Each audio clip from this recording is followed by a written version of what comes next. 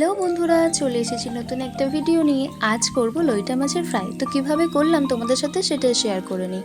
তো প্রথমেই মাছটাকে নুন আর হলুদ মাখিয়ে রেখে দিয়েছিলাম। তারপর কেটে নিয়েছিলাম টমেটো, ধনেপাতা, পেঁয়াজ, লঙ্কা আর সাথে আদা রসুনের পেস্ট। প্রথমেই কড়াইতে তেল দিয়ে পেঁয়াজটা লাল লাল করে ভেজে নিয়ে তাতে পরিমাণ মতো আদা রসুন দিয়ে সামান্য ভেজে নিয়ে টমেটো আর লঙ্কাটা দিয়ে ভালো করে ভেজে নিতে হবে।